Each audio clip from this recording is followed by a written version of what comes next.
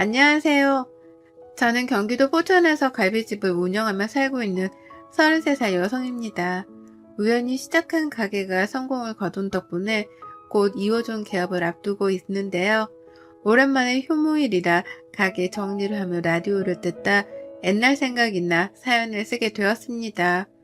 요즘에는 인터넷이 많이 발달해서 SNS로 홍보를 많이 하고 필수가 되었는데요.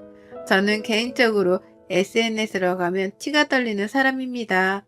그 이유는 다름 아닌 저희 막둥이 신우 때문이에요. 처음에는 그저 신기하고 재밌어 보였는데 시간이 지날수록 사람을 지배하더라고요. 그걸 직접 눈으로 겪었으니 치가 떨릴만도 하죠. 제가 SNS를 싫어하게 된 사연, 지금부터 제 이야기를 들려드릴게요. 저는 위로 오빠, 아래로 남동생이 있는 3남매로 비교적 유복한 가정환경에서 자랐어요. 남들은 저를 보고 흔히 금수저라고 표현을 하더라고요. 하지만 저희도 처음부터 가정환경이 부유했던 건 아니었습니다. 제가 중학생이 될 무렵 아버지가 정년퇴임을 하셨습니다. 그동안 모아둔 돈과 퇴직금으로 앞으로는 집 걱정 없이 살자며 낡은 빌라를 하나 매입하셨는데 빌라가 있던 지역이 재개발이 되면서 상당한 여유자금이 생기셨어요. 투자에 대한 정보도 모르고 계셨고 그저 월세와 전세를 전전하며 살지 않아도 된다는 희망 하나로 그 빌라를 매입했던 거였죠. 건설 현장에서 현장직으로 근무를 하시며 힘들게 저희를 키워오셨는데 우연한 기회로 저희에게 커다란 복이 되어 돌아온 케이스였죠. 그래서 부모님은 그때부터 부동산 사업을 시작하셨어요. 물론 드라마에 나올 법한 거물들처럼 사업을 거창하게 하는 건 아니고 강남의 아파트 한 채와 상가 건물을 보유하고 계시고 신촌에 오피스텔 건물을 지으셔서 월세를 받으며 노후를 보내고 계십니다. 어려움도 알고 동시에 여유도 같이 알았던 저는 늘 부모님이 말씀하시는 대로 겸손하게 살아왔어요. 가진 자일수록 어려운 사람을 도우며 살아야 하고 베풀며 살아야 한다고 늘 말씀하셨거든요. 또 부모님은 자식들에게 기대기 싫다며 저희도 스스로 인생을 개척하며 살으라고 하셨어요. 그래서 진작에 재산도 미리 나눠주셨고 볶아먹던 삶아먹던 알아서 하라고 말씀하신 상태입니다. 부모님을 모시고 사는 큰오빠 4명에게는 강남의 아파트 한 채와 상가 건물을, 저에게는 10억의 현금을 주셨고 남동생은 결혼 후 독립을 하게 되면 오피스텔을 증여해 주신다고 했어요. 저는 언젠가는 저만의 음식점을 차리는 게 꿈이었습니다. 그래서 대학도 호텔 조리학과를 전공했고 졸업하자마자 바로 취업을 했습니다. 크고 작은 호텔에서 한식, 양식 할 것 없이 경력을 틈틈이 쌓았어요. 4년 정도의 시간이 흘렀고 28살이 되던 해에는 TV에 자주 나오는 유명 셰프의 식당에서 보조 셰프로 일을 하게 되었죠. 워낙 유명하신 분이라 같이 일한다는 것 자체가 영광이었습니다. 호텔에 방문하셨던 셰프는 제가 만든 음식을 드셔보고는 함께 일하자며 스카우트 제의를 하신 거였죠. 그렇게 보조 셰프로 일을 하며 많은 것을 배워가고 있을 때 셰프님의 소개로 지금의 남편을 만났어요. 남편은 셰프님이 운영하시는 식당의 당부 손님이었어요. 저보다는 3살이 많았고 디자인 회사에서 근무하는 평범한 직장인이었습니다. 우연히 식당에 방문한 남편이 저를 보고 첫눈에 반해 셰프님에게 저를 만나게 해달라고 부탁한 거였죠. 자랑은 아니지만 저는 나름 곱상하게 생긴 외모였거든요. 처음에는 누군가를 소개받는 것이 굉장히 낯설고 어려운 일이었지만 평생 일만 하면서 살 수는 없지 않느냐는 셰프님의 말씀에 남편과 만남을 시작했어요. 늦은 밤이 되어서야 식당을 마무리하고 퇴근을 했는데 남편은 그런 저를 매번 집에 데려다 주었고 주말에 쉬는 날이면 식당에 방문해 제가 만든 요리를 먹고 싶어 했어요. 적극적으로 대시한 남편에게 저도 조금씩 마음을 열게 되었고 그렇게 연인 사이가 되어 결혼했습니다. 제가 모진 말을 해도 저만 바라보고 저를 위해주는 그 마음 하나만 믿었거든요. 다행히 시부모님도 마음이 따뜻하고 좋으신 분들이었습니다. 제가 결혼을 하기로 결심하고 처음으로 시댁으로 인사를 가던 날 오늘만은 남이 해주는 음식을 먹어야 한다며 상다리가 부러지게 음식을 대접해 주셨어요. 평소에 얼마나 고생이 많냐며 처음 보는 저에게 과할 정도로 많은 것을 챙겨주셨죠. 시어머니는 혹여나 제가 부담스러워할까봐 조심스레 이야기를 꺼내셨어요. 우리 아들이 결혼하고 싶은 여자를 데려온다길래 긴장했는데 막상 만나보니 왜 결혼을 한다고 했는지 알 것 같네요. 먼저 이야기를 들어서 그런가 인상도 좋고 우리 아들이랑 잘 어울리네요. 앞으로는 우리 집에 오면서 내가 맛있는 거 많이 해줄게요. 우리 가족이 된 걸 환영해요. 저는 긴장되고 굳었던 마음이 언제 그랬냐는 듯 사르르 녹았습니다. 그리고 의외의 복병을 만나게 되었는데요. 갓 20살이 된 늦둥이 신우였어요. 바로 그 문제의 신우입니다. 남편과도 워낙 나이 차이가 많이 나고 늦둥이로 태어난 탓에 많은 관심과 사랑을 받으며 자랐거든요. 하지만 뭐든지 과하면 탈이 난다고 하잖아요. 신우이는 좋게 말하면 털털하고 거리낌 없지만 나쁘게 말하면 대책과 생각이 없는 사람이었어요. 저도 처음 봤을 때는 나이도 어리기에 그저 귀엽기만 했어요. 늦둥이로 자란 탓에 애교도 많고 먼저 언니 하며 다가오기도 하고 부침성도 좋았거든요. 그래서 저도 동생 같은 마음에 신우이를 데리고 백화점에 몇 번 가서 좋아하는 것도 사주고 그랬죠. 맛있는 음식을 먹으러 가거나 분위기 좋은 카페를 가도 거의 데리고 다녔죠. 하지만 그게 화근이었을까요? 처음에는 보통 사람들처럼 음식 사진을 찍고 하는 줄 알았는데 점점 굳이 이렇게까지 해야 하나 싶을 정도로 사진에 집착을 하더라고요. 한 번은 맛집으로 소문난 파스타 집을 데려갔는데 음식 플레이팅이 너무 예쁘더라고요. 근데 음식이 다 나와야 사진을 찍을 수 있다며 죽어도 손을 못 대게 하더라고요. 결국 모든 음식이 차려지고 신우이가 사진을 찍은 뒤 식어 빠진 음식을 먹어야 했어요. 또 한 번은 성인이 된 기념으로 크리스마스 선물로 유명한 화장품 브랜드의 립스틱을 선물로 사주었는데 생일 때는 오히려 먼저 이 브랜드 가방도 사주세요 하면서 들이밀더라고요. 그래도 생일이니까 하는 마음에 덜컥 사줬죠. 나중에 신우의 SNS를 우연히 보게 됐는데 처음에는 일상을 공유하는 사진 위주였다가 점점 명품을 자랑하거나 부유한 사람이다라는 걸 과시하는 듯한 뉘앙스로 변질되어 가더군요. 실제로 협찬 문의가 여러 군데서 오기도 했고 신우이는 대학까지 휴학하며 집에 틀어박혀 SNS에 점차 지배당하게 되었죠. 잠자고 밥 먹는 시간, 화장실 가는 시간 외에는 별도의 스케줄을 짜서 움직이더라고요.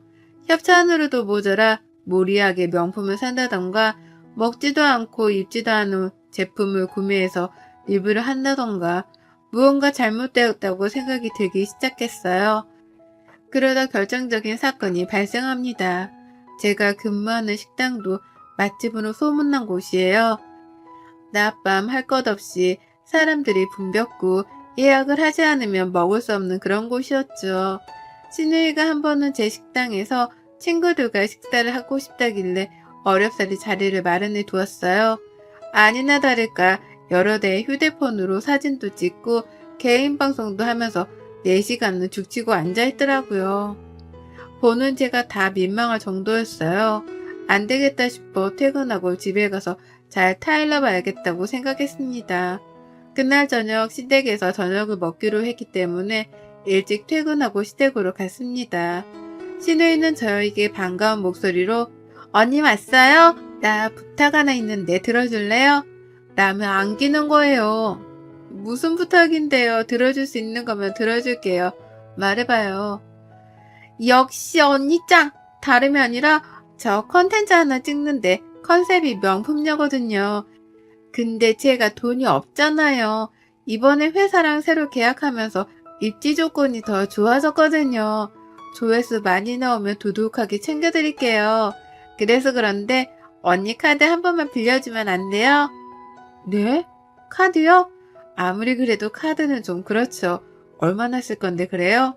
다시 환불할 거예요? 예이! 언니, 자존심이 지금 환불은 무슨 환불이에요. 그냥 제 선물 사준다 생각하고 투자해 주시면 안 돼요? 아가씨, 한두 번도 아니고 매번 이렇게 해주는 건 좀 아닌 것 같아요. 어느 정도 선에서야 당연히 해주겠는데 명품이 한두 개도 아니고 지난번에도 그렇고 많이 사줬잖아요. 그리고 아가씨 또래에 그렇게 치장하고 다니는 사람 없어요. 너무 과하면 오히려 보기 안 좋으니 다시 한번 생각해봐요. 언니, 정말 너무한 거 아니에요? 저 나이 어리다고 무시하는 거예요? 그 컨텐츠 하나 찍으면 돈이 얼만데 하나밖에 없는 신유가 잘 되는 게 그렇게 배 아파요? 아가씨, 다시 한번 말하지만 아기가 있어서 아가씨를 나무라는 게 아니에요. 적당히 하라는 거죠. 생일 때, 기념일 때 다 챙겨주잖아요. 아가씨 또래는 그 정도도 못하는 친구들이 대부분이에요. 과하다는 얘기죠. 그래서 말인데 카드 빌려주고 그러는 거 더 이상 못해요. 안 돼요. 언니 진짜 너무하네. 그렇게 안 봤는데 사람 참 쪼잔하네요. 들어보니 집도 잘 사는 것 같더니만 있는 사람들이 더 한다더니 진짜 딱 그 꼴이네. 신우이는 제대로 토라져 저를 완전히 등지더라고요. 이상한 분위기를 감지한 남편이 무슨 일이냐며 다가왔지만 신우이는 콧방귀를 뀌며 방으로 들어가 버렸어요. 시부모님은 주방에서 음식을 하시느라 미처 그 상황을 보지 못하셨고요. 저는 조금 어이없었지만 식사 자리인 만큼 기분 좋게 넘어가려고 했어요. 저러다 말겠지 했는데 저의 큰 오산이었죠. 밥을 먹고 시어머니가 내주시는 커피와 과일을 먹는데 신우이가 대뜸 저에게 그러더군요. 언니는 시집살이 안 해봐서 시댁 사람들 어려운 거 모르나 봐요. 이참에 엄마가 잘 가르쳐야겠어. 신우이도 시댁 사람인데 어쩜 나한테 그렇게 막대하는지 몰라. 응? 그게 무슨 말이니? 아가, 너 얘랑 무슨 일 있었어? 그리고 규빈이 너 그게 무슨 소리야? 말 그대로야. 언니는 사람 어려운지 몰라. 이참에 신우이 노릇 좀 해봐야겠어. 왜? 안 돼? 너 그게 언니한테 무슨 말버릇이야. 네가 뭘 안다고 신우이 노릇을 한다고 그래? 너 언니한테 그러면 안 돼. 대뜸 저렇게 말하니 저는 아무런 대꾸를 할 가치가 없다고 느껴졌습니다. 아까 일에 대한 보복이었죠. 하지만 나이가 어린 탓인지 생각하는 것도 어리더군요. 언니, 말해봐요. 아까는 그렇게 따박따박 말 잘하더니 왜? 쫄려요? 예, 너 그게 새언니한테 무슨 말버릇이야. 조용히 안 해? 저는 대충 넘어가려고 했지만 도저히 그냥 두면 안 될 것 같아 차분히 말하기 시작했어요. 아가씨, 제가 말했죠. 그동안 어머님, 아버님 모르게 챙겨준 게 얼만데 그런 서운한 소리를 해요. 생일이면 생일, 기념일이면 기념일. 친구 생일이라 그래서 저번에는 호텔 예약까지 해줬죠. 저번에 휴학하는 거 비밀로 해달라고 한 거 지금 말해도 돼요? 아가씨 행동을 도저히 이해 못하겠네요. 학교까지 휴학하면서 그렇게 SNS에 매달리면 뭐가 나와요? 이참에 다 까불려 볼까요? 봐봐. 언니 눈 저렇게 뜨고 나한테 말하는 꼬라지 좀 보라고. 이래도 가만히 있을까요, 엄마, 아빠? 가만, 휴학? 규빈이 너 휴학했어? 언제 했니? 어떻게 한마디 상의도 없이 휴학을 해? 어쩐지 가만 보니 집에 있는 시간이 좀 많다 했다. 너 무슨 생각으로 휴학한 거야? 그놈의 SNS가 뭔데 그래? 그때서야 신우이가 조금 움찔하더군요. 사실 신우이가 학교 휴학한 건 저와 남편밖에 모릅니다. 근데 웃긴 건 휴학한 사실을 모르고 있던 시부모님이 신우이의 대학 등록금 학비 명목으로 꾸준히 통장에 돈을 넣어주셨던 거예요. 신우이는 그 돈으로 명품을 사고 놀러 다녔고요. 아가씨, 내가 이런 말까지는 안 하려고 했는데 뭐 사줄 때마다 영수증 간직하는 버릇이 있어요, 내가. 지금 이거 뭔지 알죠? 그동안 내가 사준 것만 해도 웬만한 직장인 연봉은 될 건데 어머님, 아버님이 보내주신 등록금, 용돈 그거 다 뭐 했어요? 내가 매번 오냐 오냐 하니까 내가 그렇게 만만해요? 신우이가 손윗사랑? 적어도 나이 어린 아가씨한테 꼬박꼬박 존대해가며 대우해줬다고 생각해요. 근데 오히려 적반하장으로 시자 노릇을 하겠다니 기가 차네요. 감당할 수 있어요? 언니, 그래도 말 그렇게 하는 거 아니죠? 어머니, 나도 신우이 되는 사람이고 나이 어리다고 무시해요? 내가 대학을 휴학하던 말도 무슨 상관이야? 내가 돈 벌어서 잘 먹고 잘 살겠다는데 그거 하나 도와주기 어려워요? 보니까 언니 친정도 잘 사는 것 같던데 있는 사람이 도와줘야지 왜 그렇게 속이 좁아요? 말 다 했어요? 여기서 내 친정 이야기가 왜 나와요? 내가 그동안 해준 걸로 부족하면 아가씨가 일을 해서 직접 사입고 사먹고 해요. 나한테 빌붙지 말고 해주는 것도 정도 것이지.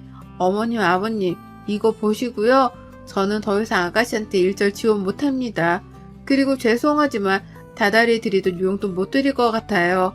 아가씨한테 나가는 돈이 많아서 감당이 안 돼요. 죄송합니다. 그날 이후 시댁은 완전히 발칵 뒤집어졌어요. 신우이가 대학 등록금 용돈을 모두 털어 온갖 명품을 산 흔적들이 발견되었고 그뿐만 아니라 제가 사주었던 것들은 되팔기까지 하면서 그 돈으로 다른 제품을 사드리고 그랬더군요. 물론 휴학을 한 부부는 시부모님은 일절 모르셨던 상태라 더 심각했죠. 저는 그동안 제가 사줬던 모든 것에 대한 영수증을 남편과 시부모님께 보여드렸어요. 남편은 자기가 면목이 없다며 미안하다고 사과를 했고 시아버지는 신우의 머리를 밀어버려야 한다며 노발대발 하셨죠. 시어머니는 그저 한숨만 푹 내쉴 뿐이었습니다. 시부모님은 제게 미안하다며 다달이 보내주었던 용돈 주지 말라고 하셨고 오히려 저에게 사과를 하시며 그동안 몰라서 미안했다고 신우이한테 쓴 몫이라며 3천만 원을 주셨어요. 신우이는 휴대폰까지 압수당한 채 집안에 감금당하다시피 통제된 생활을 하게 되었어요. 이참에 버릇을 단단히 고쳐놔야 한다며 정말 머리를 스포츠 머리로 밀어버리셨더라고요. 신우이는 처음에는 악다구니를 쓰며 저를 탓하기도 하고 온갖 말도 안 되는 말을 내뱉었지만 한 달 정도가 지나니 자신이 잘못했다며 한 번만 봐달라고 사정을 하더라고요. 시부모님도 늦둥이 딸이 애걸복걸하니 마음이 아프셨는지 끝내 용서를 하더라고요. 대신 조건을 거셨죠. 신우이는 처음에는 당황하더니 이내 알겠다며 대답을 했고요. 너 이번 한 번만 용서해 주는 거다. 단 조건이 있다. 대학 등록금은 내줄 테니 그 이외의 용돈 학비는 네가 직접 벌어서 써라. 오빠나 언니의 도움은 바라지도 말고 무슨 수를 써서라도 네 스스로 알아서 해. 너도 20살이 넘은 성인이니 너 하나 간수는 잘하겠지? 그리고 새언니한테 제대로 사과하고 학교 기숙사는 어림도 없다. 거리가 멀던 짧던 집에서 통학해라. 알겠니? 그리고 마지막으로 다시 한번 그놈의 SNS니 뭐니 하면서 난리쳤다가는 호적에서 팔 줄 알아. 한바탕 소동이 사그라지고 여느 때처럼 바쁜 일상을 보내고 있었습니다. 남편과 모처럼 주말을 맞아 집에서 늦지막히 자고 일어나 TV로 영화를 보며 맥주 한잔을 하고 있었어요. 초저녁이 다 된 시간이었는데 누군가 저희 집에 찾아온 겁니다. 바로 신우이였어요. 아가씨, 여긴 어쩐 일이에요? 이 시간에? 그 꼴은 또 뭐고요? 언니, 제가 지금 일하다 와서 꼴이 말이 아닌데 언니한테 사과를 하고 싶어서요. 들어가도 돼요? 일단 들어와요. 밥은 먹은 거예요? 일하면서 공장에서 밥도 주니까 그걸로 끼니 해결했어요. 제가 이제 일한 지 한 달 됐는데 오늘 월급 받았거든요. 근데 이 돈 언니 드려야 할 것 같아서 이렇게 왔어요. 제가 너무 철없이 굴어서 죄송합니다. 돈을 벌어보니 알겠더라고요. 언니의 진심을 몰라줘서 제가 너무 한심해 보이더라고요. 정말 미안했어요. 저 열심히 살아서 예전처럼 언니랑 쇼핑도 가고 잘 지내고 싶어요. 미안해요, 언니. 눈에 눈물이 가득 고인 채로 저에게 말을 하는데 어떻게 가만히 있을 수가 있겠나요? 사실 신우이가 저와 시부모님께 호되게 당하고 나서 김치 공장에서 일을 시작했어요. 방학이기도 하고 복학하기 전에 돈을 바짝 모아야 한다면서 시작한 일이었죠. 고생을 하는 모습을 보니 마음은 아팠지만 한 번쯤은 겪어야 할 상황이어서 모른 척 했습니다. 그래도 사람인지라 저렇게 고생해서 벌어온 땀 묻은 돈을 받자니 제가 너무했나 싶더라고요. 언니, 저 정말 느낀 게 많아요. 저는 그저 언니가 돈이 많은 사람이어서 해줄 수 있는 줄 알았어요. 제가 돈을 벌어보니 100원짜리 하나가 그렇게 소중하더라고요. 정말 죄송해요, 언니. 저 다시는 사채 안 부리고 쓸데없는 고집 안 피울 거예요. 오빠나 엄마, 아빠한테도 미안하고요. 그러니 다시 예전처럼 지내면 안 될까요? 언니가 나한테 해줬던 거에 비하면 턱없이 부족하지만 받아주세요. 아가씨, 내가 원한 건 이런 물질적인 게 아니에요. 신우이보다는 내 동생 같은 마음에 내가 너무 안일하게 생각했던 것 같아요. 뭘 잘못했는지 알았으면 된 거예요. 앞으로 예전처럼 잘 지내봐요. 우리 치킨 먹고 있었는데 같이 한잔 할래요? 언니 그렇게 생각해 주시니 정말 고마워요. 그렇게 신우이는 그동안의 잘못을 반성하며 저에게 진심 어린 사과를 했습니다. 그 뒤로는 다시 예전의 밝은 신우이의 모습으로 되돌아왔어요. 저는 몇 개월 뒤 다니던 직장을 그만두고 저만의 사업을 준비했어요. 모든 요리가 자신 있었지만 저는 제가 좋아하는 음식 장사를 해보기로 결심했습니다. 그래서 포천에 제 이름을 건 갈비집을 창업했어요. 처음 하는 장사였기에 힘들 법도 했지만 제가 가장 믿고 아끼는 직원들과 함께여서 두렵진 않았습니다. 그 직원들이 누구냐고요? 바로 저희 신우이와 남동생입니다. 제가 갈비집을 차린다고 하니 남동생과 신우이가 저를 도와주겠다고 발벗고 나서더라고요. 음식을 조리하는 건 제가, 서빙이나 인력 관리를 하는 건 남동생이, 그리고 신우이는 서빙을 하며 홍보를 담당하는 직원이 되었습니다. 신우이는 저에게 미안한 마음을 평생 다 갚아도 모자란다며 제 밑에서 일을 배우고 싶어 했어요. 그렇게 3명이 줄을 이루어 갈비집을 운영해 나갔습니다. SNS라고 하면 아직도 치가 떨려 그걸 이용해 홍보할 생각은 없었어요. 하지만 요즘 트렌드를 따라한다며 남동생과 신우이가 저를 설득한 뒤 적극적으로 홍보를 하기 시작했고 창업을 한 지 1년 정도 만에 2호점을 내야 할 정도로 번창하게 되었죠. 2호점은 친정 부모님, 시부모님이 합세해 운영을 하게 되었습니다. 시부모님은 정신을 차리고 자기 인생을 사는 신우이가 대견하다고 칭찬을 하시고 제가 마음고생이 많았다며 위로해 주셨어요. 신우이는 저에게 혼나기도 하며 눈물을 가끔 흘리지만 혹독하게 일을 배우고 있답니다. 월급도 350 정도를 주고 있는데 일이 고되고 힘드니 그 정도의 값어치는 한다고 생각해요. 또 신우이가 사치 부리면 어떡하냐고요? 절대 그러지 못하게 일을 시작하기 전에 각서를 썼거든요. 우연인지 다행인지 모르지만 신우이는 월급의 절반 이상을 저축하고 있었고 시부모님도 용돈도 드리고 알차게 잘 생활하고 있더라고요. 얼마 전에는 저에게 결혼자금 1억을 모으는 것이 목표라고 하더라고요. 정신을 차리고 잘 살려고 노력하는 모습을 보니 기특했습니다. 앞으로 2호점을 시작으로 3호점, 4호점도 낼 계획이에요.